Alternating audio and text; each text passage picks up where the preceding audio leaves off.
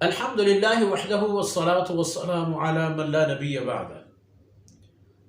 أعوذ بالله من الشيطان الرجيم. إنا أرسلناك شاهدا ومبشرا ونذيرا لتؤمنوا بالله ورسوله وتعزروه وتوقروه وتسبحوه بكرة وأصيلا. رب اشرح لي صدري ويسر لي أمري واحلل عقدة من لساني يفقهوا قولي واجعل لي وزيرا من أهلي. گرامی قدر بھائیوں، بہنوں اور عزیز پیارے بچوں، آپ صلی اللہ علیہ وسلم کی شان، مقام اور حیثیت شاہد، مبشر اور نذیر، تین مقام آپ کی اس آیت میں ہمارے لیے ثابت ہیں۔ شاہدن، گواہ کہ آپ نے اللہ کے فرمودات اقوام عالم کو پہنچا دی، اپنی قوم سے آپ نے اس کا آغاز کیا، 13 سال تک آپ نے قوم کے ساتھ صرف کلمہ لا الہ الا اللہ کی بات کی اور وہ آپ کو نہیں مانتے رہے، آپ سے لڑتے رہے، آپ کو تکالیف دیتے رہے۔ عاقبت الامر وہ آپ کے خون کے پیاسے ہو گئے، اور اس وجہ سے کہ اللہ رب العزت آپ کو کہیں اور لے جا کر آپ سے کام لینا چاہ رہا تھا، اللہ نے بہترین لوگ مدینہ منورہ سے آپ کو دے دیے، اٹھا کر مدینہ طیبہ پہنچا دیا، ان لوگوں کے آنکھوں کے سامنے سے نکال دیا، محفوظ۔ تو آپ گواہی دیں گے کہ کیا سلوک کیا انہوں نے آپ کے ساتھ۔ شاہدن ومبشرن، آپ بشارت دیں گے اللہ کی رحمتوں کو، اللہ کے عبدیت کے مقام پانے والوں کو، اللہ کے عبادت گزار بندوں کو، کہ اللہ کی بندگی میں کیا رکھا ہے۔ کلمہ لا الہ الا اللہ کہنا اور اس پر جمے رہنا کتنا اہم اور عظیم کام ہے، آپ اس کی بشارت دیتے ہیں۔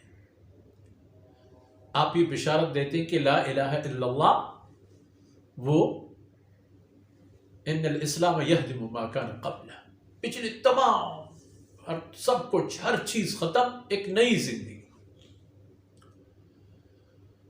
وَنَذِيرًا، اور آپ مشرک، کفار، منافق اور منکرین کو جو اللہ اور اس کے رسول کی باتیں نہیں مانتے، ان کو آپ اللہ کے عذاب سے ڈرانے والے بھی ہیں۔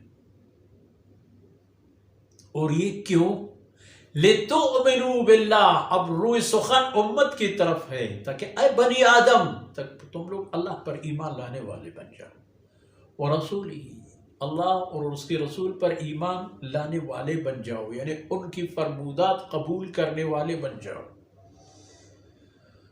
وَتُعَزِّرُوهُ، اور تاکہ تم لوگ اللہ کے رسول کی مددگار بنو۔ جس مشن کے لیے اللہ نے اپنے رسول کو مبعوث فرمایا ہے، اس مشن میں آپ اللہ کے رسول کے ساتھ دینے والے بنو، جسے ابو بکر بن گیا، جیسے عمر بن گیا، جیسے عثمان بن گیا، جیسے عبد الرحمن بن عوف، سعد بن ابی وقاص، زبیر بن العوام، علی بن ابی طالب، جعفر طیار۔ کن کن کا نام لوگے؟ 2 ہے، 3 ہے، 5 ہے، 10 ہے؟ یہ تو لاکھوں کی بات ہے۔ تعزروه، تاکہ اس کی مدد کرو ان لوگوں کی طرح جنہوں نے مدد کی۔ وَتُوَقِّرُوهُ، اور اس کے احترام کرو، اس کی اہانت سے پرہیز کرو۔ وَتُسَبِّحُوهُ بُكْرَةً وَأَصِيلًا، اور اپنے رب کی پاکیزگی اور بے عیبی بیان کرتے رہو، صبح شام۔ صبح شام سے مطلب تمام اوقات، اور اللہ کی پاکیزگی بیان کرنا، اس کا صرف معنی یہ نہیں کہ صبح ایک بار بولا سبحان اللہ اور شام کو ایک بار بولا سبحان اللہ۔ اللہ کے فرامین پر چلنا، اللہ کے احکامات پر چلنا، اللہ کی تسبیح و تحلیل ہے۔ 5 وقت کی نمازیں، فجر سے لے کر عشاء تک، پھر عشاء سے لے کر فجر تک، یہ پورا دورانیہ اللہ کی تسبیح میں گزر جاتی ہے اگر ان شرائط کا اہتمام کیا جائے۔ اور تسبیح و پاکیزگی بیان کرو اللہ کی صبح اور شام۔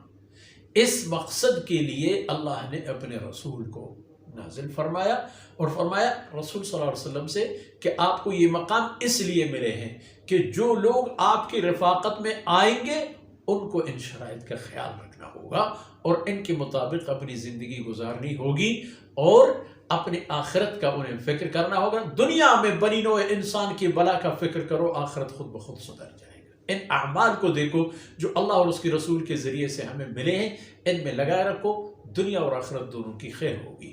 اللہ تعالیٰ کوتاہیوں سے درگزر فرمائے۔ وصلی اللہ علی نبینا محمد وعلی آلہ وصحبہ۔